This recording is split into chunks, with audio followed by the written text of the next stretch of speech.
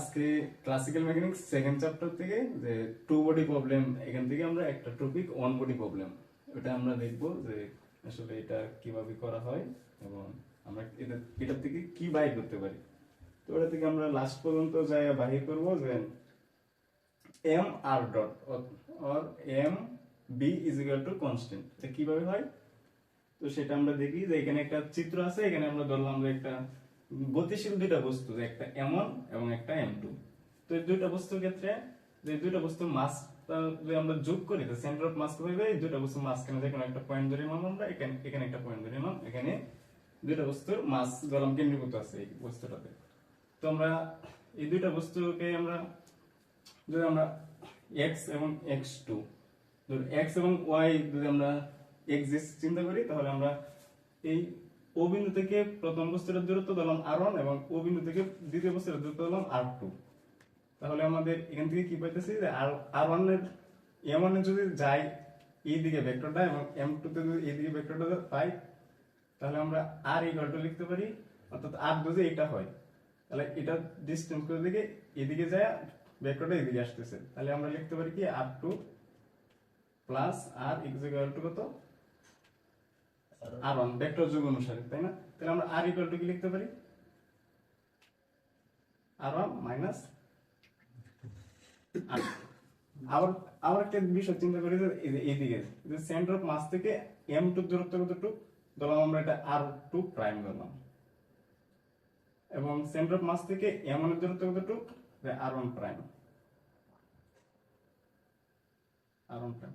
কিন্তু এই centre of মাস থেকে m2 কোন দিকে আছে, এই দিকে আছে, এবং r2 কোন দিকে আছে, উপরের দিকে আছে, তাই না। তো আমরা যদি এটা চিন্তা করি যে এটা এই দিকে আছে এবং এটা এই দিকে আছে, তাহলে আমরা এই যে প্রথম যে দেখছিলাম কি যে এই পুরোটা যদি r হয়, তাহলে আমরা কি লিখতে পারি যে r equal to r1 plus r2, এটা লিখতে পারি না, এটা লেখা যায় না, যে এই পুরোটা হইছে r আর অতটুকু হইছে r1 অতটুকু হইছে r2, তাই না। তাহলে r equal to r1 R r2 যোগ করলে এটা হয়ে যায়। কিন্তু আমরা দেখতেছি কি যে r2 ভেক্টরটা নিচের দিকে এবং r1 ভেক্টর যদি উপরের দিকে হয়, তাহলে আমরা যদি একটা যদি উল্টায় দেই, দুইটা ভেক্টর যদি আমরা একই পাশে আনতে চাই, তাহলে আমরা কি করতে পারি যে একটা যদি বিয়োগ করে দেই, তাহলে মাইনাস r2 প্রাইম, তাহলে এটা এই দিকে হয়ে যাবে, এবং প্লাস r1 প্রাইম এটাই দিকে হয়ে যাবে। এখন দুইটা ভেক্টর একই দিক হয়েছে, কিন্তু মাঝখানে একটা চিহ্ন কি পরিবর্তন হয়ে গেছে, তাহলে আমরা এটা কি করতে পারি যে r1 prime minus r2 prime এটা লিখতে পারি আমরা, তাই না। তাহলে এখানে r ইকুয়াল টু কত, r1 মাইনাস r2, কিন্তু এই r equal to r1 prime minus r2 prime, তাহলে আমরা r ইকুয়াল টু কি লিখতে পারি, r1 prime minus r2 prime, এটা হয়, তাই না। যে আমরা সাধারণভাবে যদি যোগ বিয়োগ করি ভেক্টর যোগ, তো আমরা এখান থেকে যে কি বাইর করব, আমরা এখান থেকে ল্যাগ্রেঞ্জিয়ান এনার্জি বাইর করব। ল্যাগ্রেঞ্জিয়ান এনার্জি যদি m হয়, তাহলে L ইকুয়াল টু আমরা কি জানি, T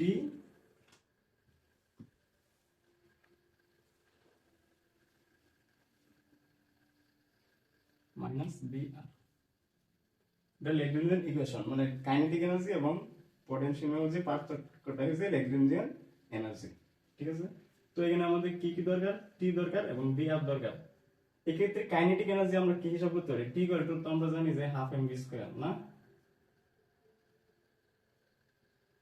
হাফ mv স্কয়ার।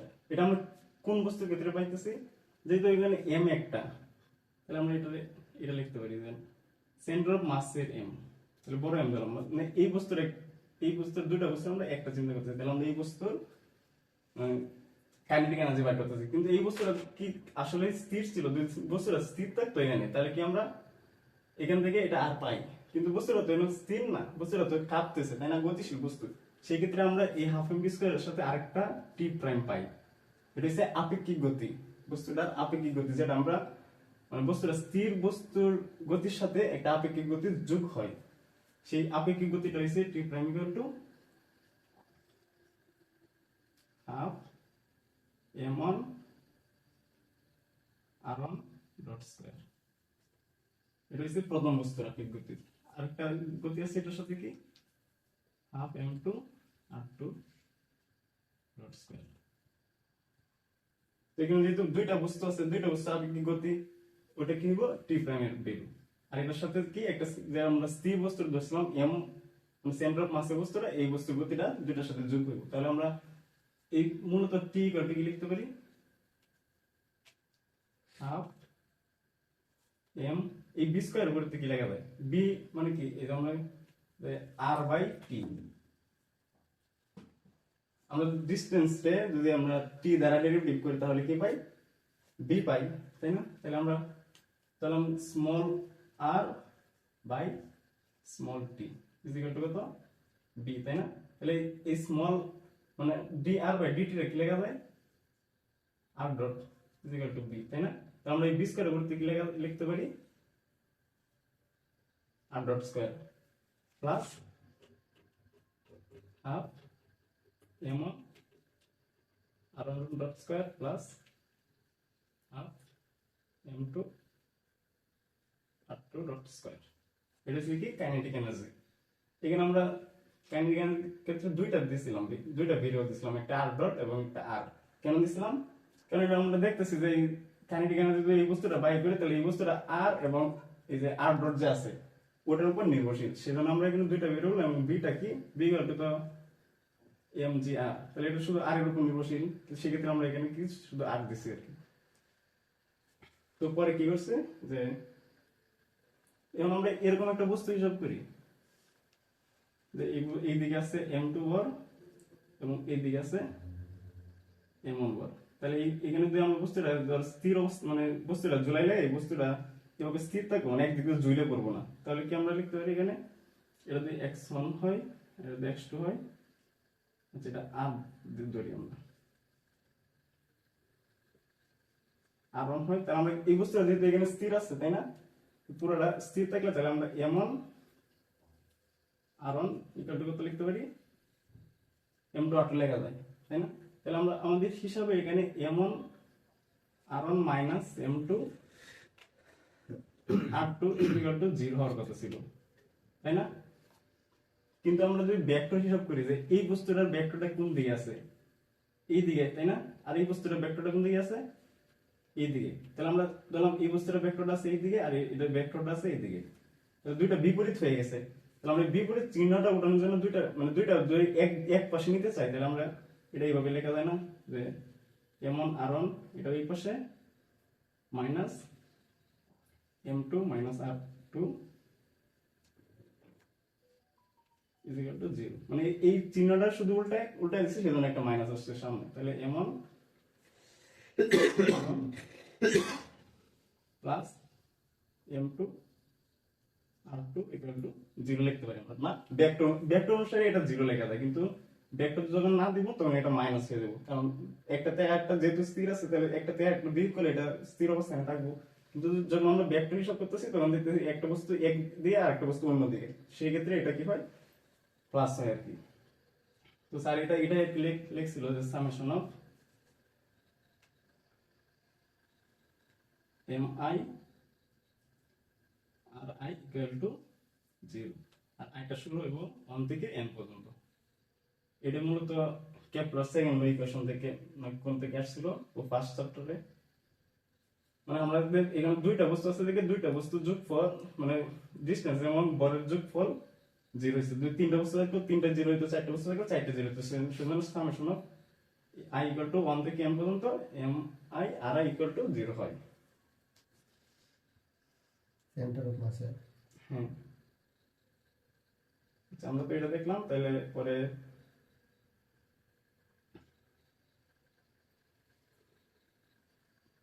তাহলে আমরা এখান থেকে কি পাই, তো এটা এখান থেকে আমরা আর এইদিকে এই বস্তুটার সাথে যদি এই বস্তুটা তুলনা করি তাহলে আমরা এই যে আর ওয়ান যে আছে মানে এম তো এখানে আছে, তাই না?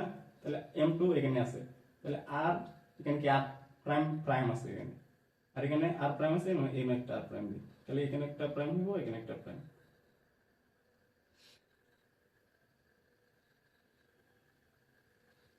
তাহলে এখান থেকে আর ওয়ান প্রাইম ইকুয়াল কত পাবো, এটা দুই পাশে থাকে তাহলে minus M two r two prime ভাগ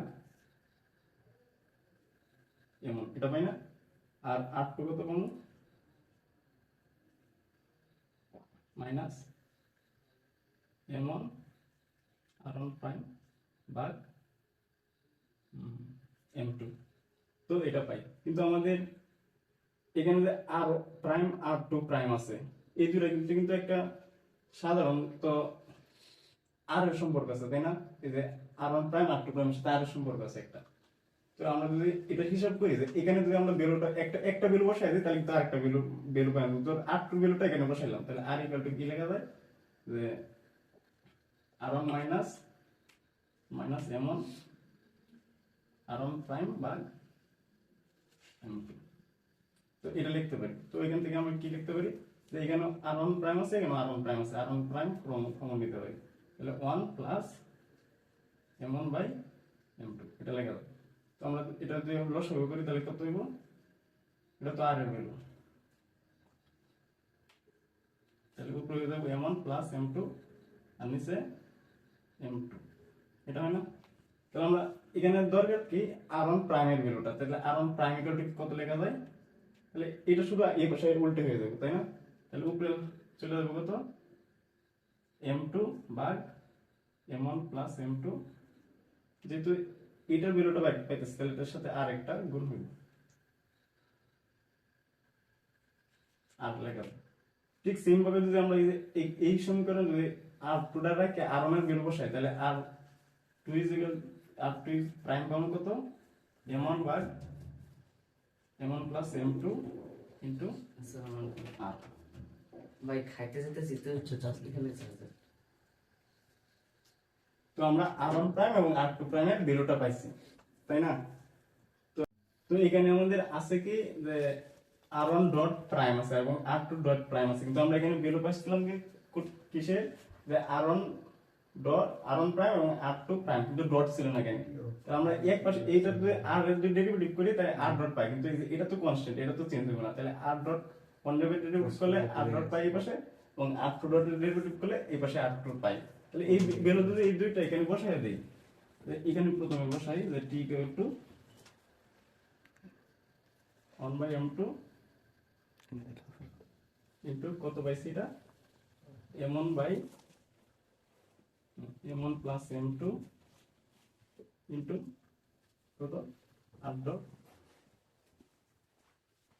whole square plus 1 by 2 m2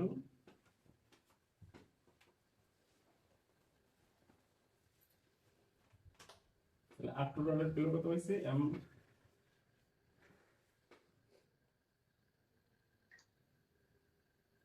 O sorry, এখানে এখানে এখানে তো 2 ছিল আর এটা 1 ছিল, তাহলে এখানে হয়ে যাবে 2 আর এখানে m1 by m1 plus m2 into r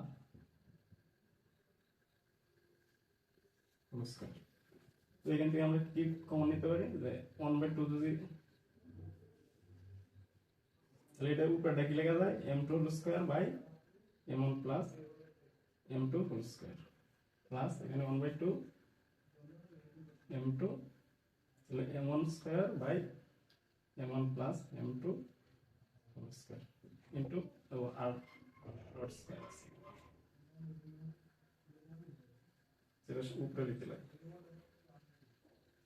এটা হয়, তাই না? তো আমরা এখান থেকে কি কমন নিতে পারি? এখানে আর ডট আছে, এখানে হাফ আছে, এখানেও হাফ আছে, এখানেও আর ডট স্কয়ার আছে, তাহলে আমরা হাফ আর ডট স্কয়ার যদি কমন নিই তাহলে কি কি থাকতেছে? উপরে থাকতেছে m1 m2 স্কয়ার, আর এখান থেকে m2 m1 স্কয়ার, আর নিচে m1 plus m2 whole square, তাহলে m1 plus m2 whole square আর উপরে m1 m2 square plus m2 m1 square. তো ওটার কি লিখতে পারি আমরা? Half r dot square into m1 plus m2,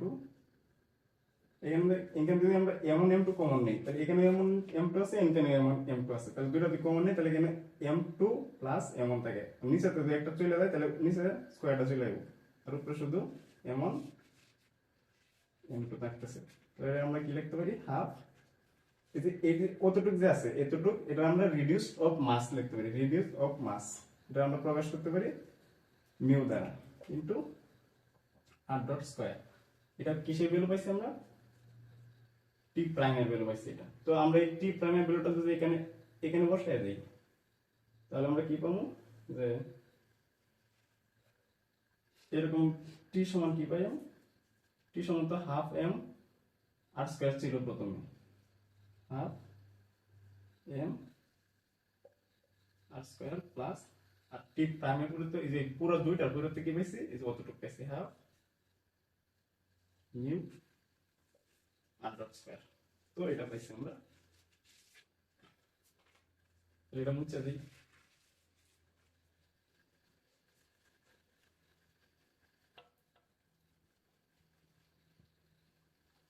তো আমরা এখানে টি ভ্যালুটা যদি এল এর মধ্যে বসিয়ে দিই তাহলে আমরা এল সমান কত পাবো? হাফ এম আর dot square plus half mu r dot square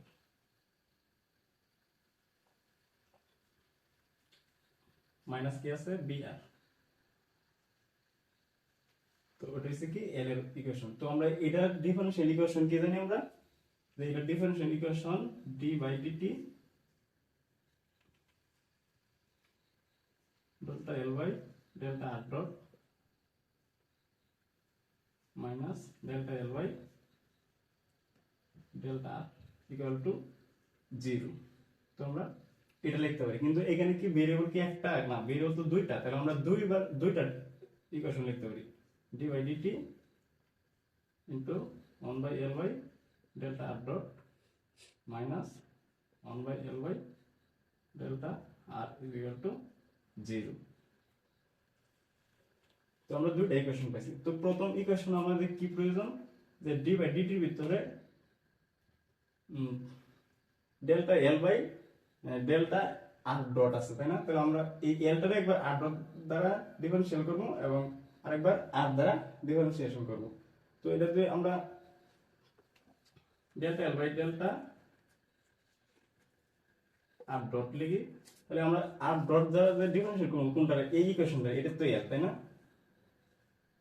এটা তো এক নম্বর ইকুয়েশন না। এটা এখানে কি এল এর মধ্যে যখন আর ডট আছে, আর ডট বাদ দিয়ে বাকি যা আছে সবকিছু কি কনস্ট্যান্ট। তাহলে আমার এখানে আর ডট না, তাহলে এটা 0 হয়ে যাবে। এখানে আর ডট নাই, তাহলে এটাও 0 হয়ে যাবে। এখানে শুধু আর ডট আছে, তাহলে এটারই শুধু ডিফারেন্সিয়েট করলে delta L by delta r ডটের ভ্যালু পাই গেলাম। তো এটা ডিফারেন্সিয়েট করব কোনটা? যেহেতু আর দ্বারা করতেছি তাহলে আর টা শুধু ডিফারেন্সিয়েট করব। তাহলে 1/2 m ইনটু আর আর ডট স্কয়ার করলে কত হয়? 2 আর ডট। তাহলে এই টু চলে গেলে এম আর ডট। তো এটা পাইছি এটার ভ্যালু। তাহলে এখানে কি আছে? ডেল্টা এল বাই ডেল্টা আর। তো এখানে যে আর আছে, এখানে কি কোথাও আর আছে? এখানেও আর নাই, এখানেও আর নাই, এখানেও আর নাই, তাহলে এটা কত লিখতে পারি? আমরা সমান 0 লিখতে পারি। তাহলে আমরা এই ইকুয়েশন থেকে কি পাই? ডি বাই ডিটি আর ভিতরে আছে delta L by delta r dot. এই যে এটার ভ্যালুটা, এটার ভ্যালু কত? এম আর ডট মাইনাস এটা ভ্যালু কত? 0 ইকুয়াল টু কত? 0। তাহলে আমরা কি লিখতে পারি? D by dt m R dot equal to 0 পাইছি। তো এটাতে আমরা 0 পাইছি। আমরা কোন মানে কোনো কিছু ডিফারেন্সিয়েট করলে একটা ভ্যালু পাই, কিন্তু একটা জিনিসের ডিফারেন্সিয়েশন করলে কোনো ভ্যালু পাই না, সেটা কি? কনস্ট্যান্ট। তাহলে আমরা একটা এই ভিতরে পুরোটা কি লিখতে পারি? M R dot equal to constant লিখতে পারি না? তাহলে এম আর ডট যদি কনস্ট্যান্ট হয় তাহলে আর ডটটা কি কনস্ট্যান্ট লেখা যায়? কনস্ট্যান্ট। তাহলে এটা যেহেতু 0, তাহলে আমরা এটা যদি এই ইকুয়েশনে বসাই দিই তাহলে এল সমান কত পাবো? এল ইকুয়াল টু, তাহলে এটা সমান 0 হয়ে যাবে। তাহলে এটা থাকতেছে আর এটা আমরা থাকতেছে, তাহলে half mu r dot square minus b. এটাই হচ্ছে যে এই সমীকরণের ওয়ান বডি প্রবলেমের রিলেক্টেন্স এনার্জি। তো এটা এই পর্যন্তই আর কি, শেষ।